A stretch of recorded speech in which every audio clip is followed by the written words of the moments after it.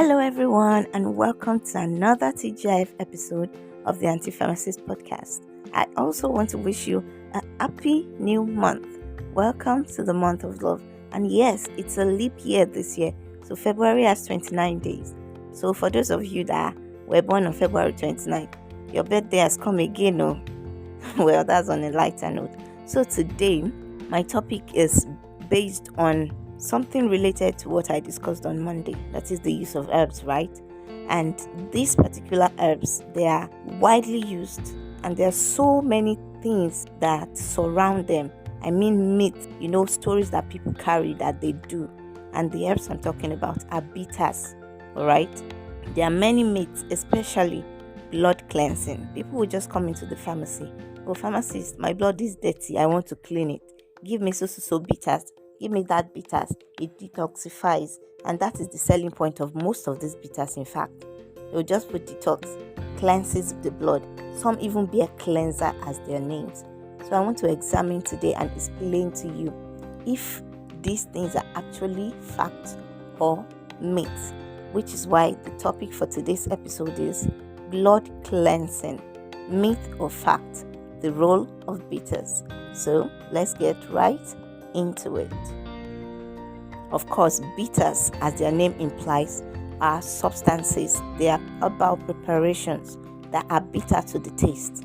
Like when you take them, you even feel that bitterness to your bones. Really, the herbs that are used in these bitters, they are very bitter substances. They can be from the roots, the leaves, the stem, the flowers, the seeds of plants. Alright, and they are majorly herbal substances. Now, they can be infused in alcohol or water, like I said, just like any other herbal preparations. Okay, there are some that only little volume of alcohol is used, while there are some that have very high volume of alcohol. Of course, I'll be discussing those two, but the major thing I'll be discussing first is the role of bitters in blood cleansing. The mouth has ability to sense different tastes, about 7 of them according to scientists. We have the salty taste, the sweet, the sour, the pungent, the umami or savory, then there's the bitter taste, alright? And once the bitter taste is sensed in the mouth, it triggers a lot of processes in the body. Okay, we'll get to that later. But for the issue of cleansing, now, the blood is the liquid component of our body that travels through our blood vessels, alright?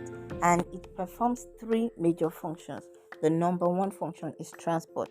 The blood transports gases like oxygen and carbon dioxide to and from the lungs and the rest of the body.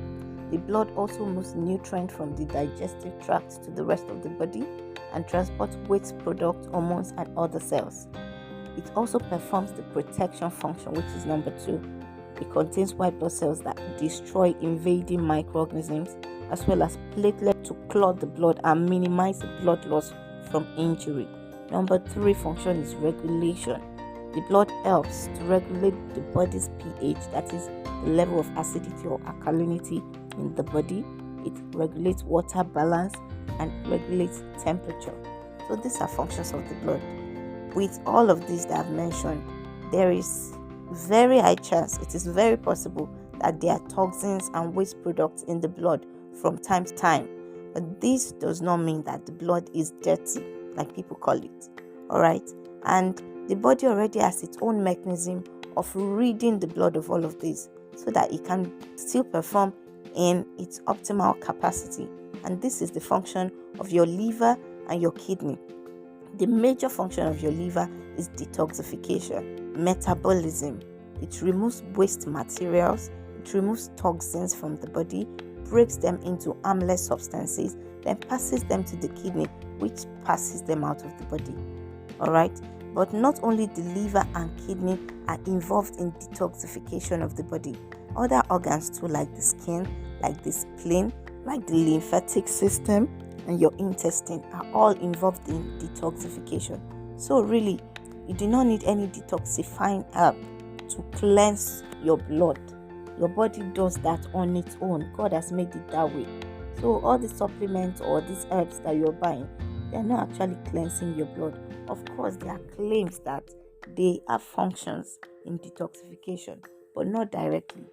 Alright, you see, the body detects various tastes that I've mentioned earlier, and when a bitter substance is taken into the mouth, beta receptors are activated.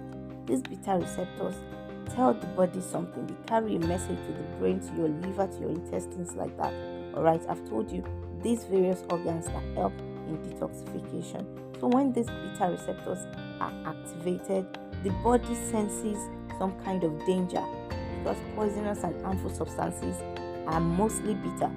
Now, the liver gets into action that, okay, this substance that is coming has to be quickly gotten rid of from the body. Then starts its detoxification work. The intestines, they release digestive enzymes to quickly digest whatever it is that is coming. The brain also sends signal and releases some hormones that reduce the amount of that thing that the body will crave, thereby reducing appetite for that. And all this work together to detoxify. So that is actually how it works. There is nothing like your blood is dirty, you want to clean it. No, that is a myth, not a fact. So I've told you the facts now. All you have to do is take care of your body, eat right, exercise, take care of your liver, take enough water to help your kidney function well, and your body will detoxify itself by itself. You can take foods for natural detox. Water is the most important one that you should take. It helps your liver function well. It helps your kidney. You can take vegetables like cabbage, like broccoli. You can take blueberries, cranberries, coffee, but in moderation, of course. Garlic, grapefruit, apples, even fish, because it contains omega-3 fatty acids that have been shown to decrease blood triglycerides level and lower blood pressure. So both of them can help out your liver and your kidneys. But for people who already have kidney disease, because fish is high in protein, you should also eat it in moderation. Now, other herbs that will benefit for your kidney and liver health are ginger, green tea, hibiscus, parsley, dandelion. You know, I mentioned that some of these bitters contain alcohol. Now, the paradox there is that alcohol is not good for your liver, and these bitters are supposed to trigger your liver to do its detoxification function. But if you consume them in excess, if you abuse them, take them anyhow, you're actually hurting your liver. And the reason for which you're taking them, which is detoxification, you're actually negating it, because you're hurting your liver instead of helping it to remove waste from your body. Now, to the bonus I want to add about myths about bitters. Some people believe that bitters help to dilute blood sugar, and this is not true. Nothing like that at all. Some people take a lot of sweet things, Coke every day and all of that, and say, I will just take a bitter after and that will be it. No, it doesn't work that way. While there are some speculations that bitters actually help to curb the craving for sugar because of some of the processes that I have explained earlier, they are still hypotheses and researches are still ongoing. So it is not a fact, and it is different from it diluting sugar. It's a different process entirely. These sugars that you take, they become glucose in your body. Your herbs, your bitters, they are made of herbs. They will not react with that glucose to neutralize it. No. And most people even take them at different times. So they do not correlate at all. Nothing like herbs diluting sugars. Please, if you believe that, it is a lie. It is a myth, not a fact. So please stop it. Then another one is that it helps burn fat. That bitters help burn fat. Well, I have mentioned earlier that they help to curb appetite because of the different substances and hormones that are released by the brain once a bitter sensation is felt in the mouth. They help to curb appetite, not to reduce the fat in your body. Your diet and exercise is what will do that for you. So please stick to it. No shortcut to these things. Just do it the natural way. That's the best. And lastly, people use bitters as aphrodisiacs, especially men. You see all of these bitters in small plastics. They call them bitters, but in actual fact, to me, they are alcohols, because the alcohol content of those things are so high. And a while back, NAFDAC actually banned them. But well, we are in Nigeria now, So anything goes. After a while, things that are supposedly banned, you just see them flying around again. So people take these things for as aphrodisiacs. There are some people that can't go a day without taking all these bitters because, well, as men, they want to perform well. It increases their libido and all of that. But I want to tell you that it's not true, okay? It doesn't help in any way in erectile dysfunction. Yes, while the herbs in these bitters may actually have some libido enhancing functions, that does not cancel out your need to see your healthcare provider concerning your reduced libido or your erectile dysfunction.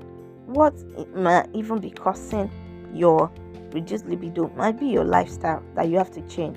So you're only treating symptoms and not the particular cause of your illness. And like I told you, you are consuming more of alcohol than even the herbs that you said you're taking. So you have to be very careful when taking this.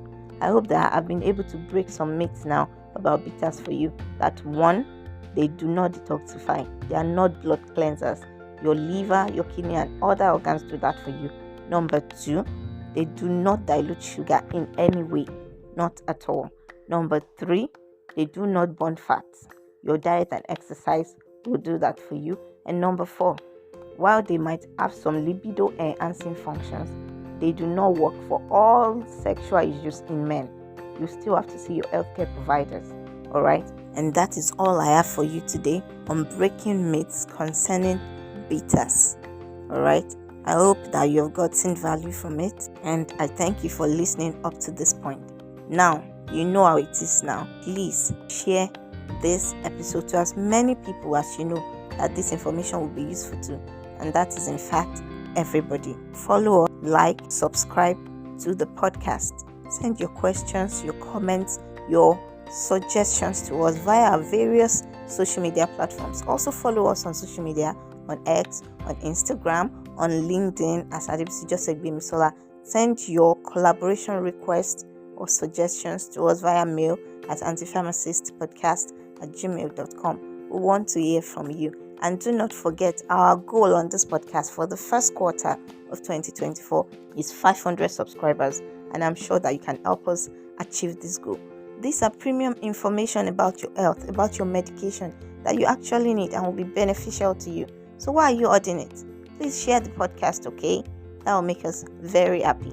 Thank you once again for listening, and have a very beautiful weekend. Till next time, stay healthy and God bless you.